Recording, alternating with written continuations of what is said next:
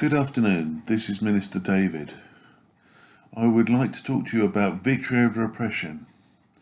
Oppression is something we are all familiar with. Every single one of us has something in our characters that we know does not line up with the character of Christ. Something that we may pray about regularly, but just does not seem to shift whatever we do. So let's see if we can find some answers. St. Jerome, circa 347 to 420 AD, was one of the most important figures in early Christianity, best known as the translator of the Bible into Latin, producing what became known as the Vulgate, the standard Bible of the Western Church for over 1,000 years. He noticed something interesting about Luke 4:18. So let's take a look at it and see if we can spot anything special about it for ourselves. Let's take the King James Version and unpack it using the Concordance. The Spirit of the Lord is upon me, because he has anointed me to preach the gospel to the poor.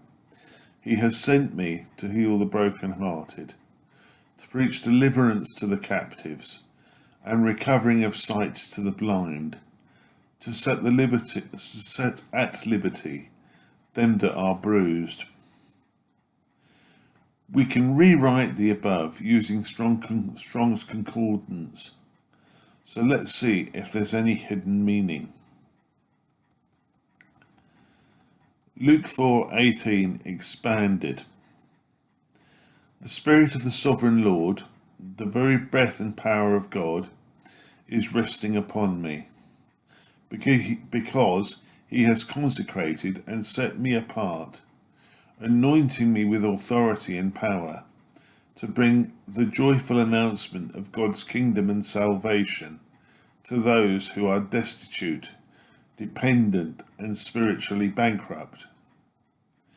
He has commissioned and sent me forth on a mission to bring healing and restoration to those whose hearts have been shattered and repeatedly crushed and broken by sin, sorrow, or calamity, to proclaim with authority freedom, pardon, and release for those held captive like prisoners of war, to announce recovery and the opening of eyes for those who are blind, oppressed, bruised, and broken down by the weight of life's injustices and burdens, liberating them into wholeness. I cheated a little with the above. I expanded it by hand first, then used ChatGPT to do the same thing. The AI produced a much better version than mine, so I've used that instead. But St. Jerome taught a 7-day protocol that would work for any addiction. I have used lust because this is commonly used by the devil to sabotage the people of God.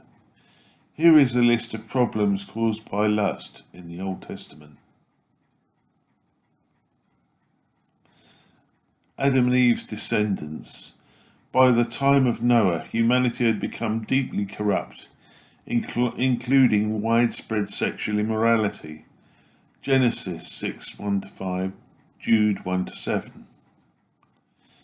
Ham, Noah's son. After the flood, Ham dishonoured his father by uncovering his nakedness. Genesis 9:22-24. Some interpret this as a form of sexual sin. Lot's daughters. They intoxicated their father, Lot, and had incestuous relations with him to preserve their family line.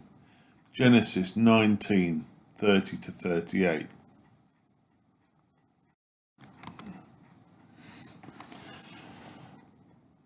Shechem, son of Homer, he defiled Dinah, Jacob's daughter, by seizing and lying with her. Genesis 34:1-2.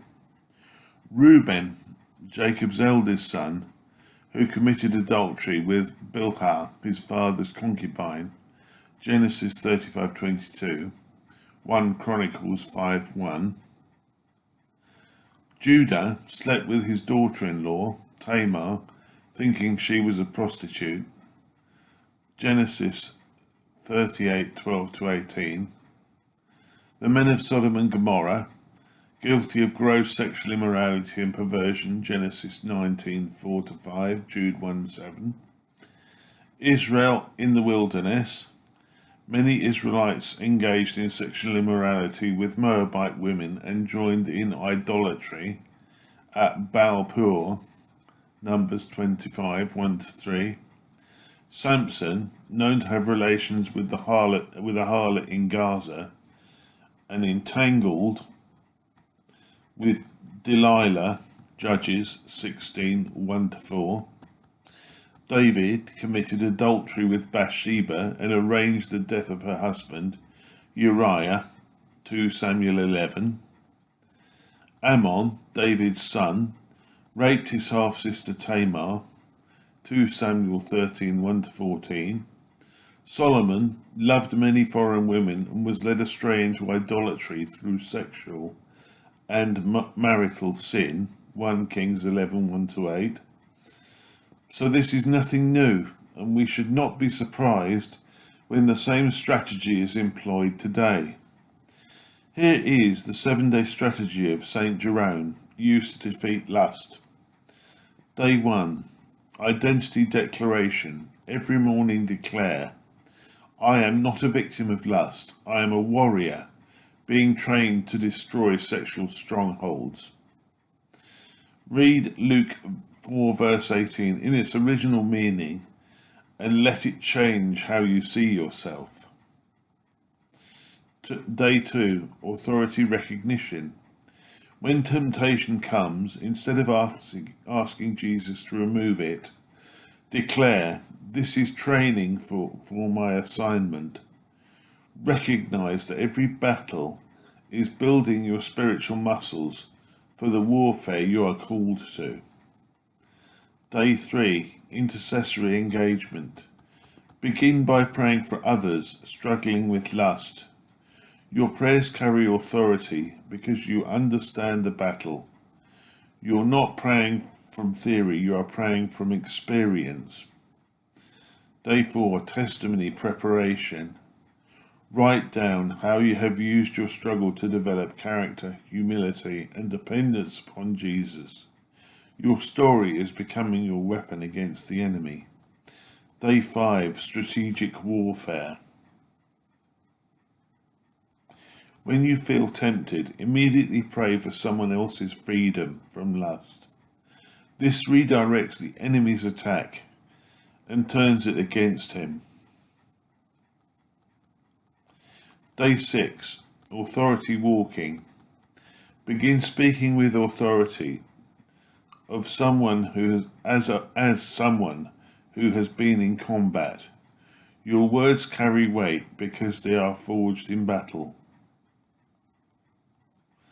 Day 7. Commission acceptance. Pray this prayer. Jesus, I accept that my lust struggle has been preparation for my calling. Use me to set captives free.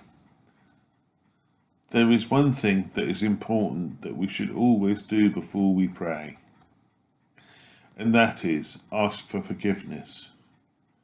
Because we all make mistakes. We all do things we should not do, say things we should not say, and think things we should not think. We watch things on the television we maybe shouldn't. We say things to others we maybe shouldn't. We maybe have lied in order to cover something up. All of these things are sins, and we must repent of them before we start to pray. It is important that we cover every sin that we have committed with the blood of the Lamb. For we do not wish Satan to have any foothold upon our prayer life. We don't want him to be the accuser. Because does Jesus not say, ask for forgiveness and repent? Jesus forgave all manner of sins.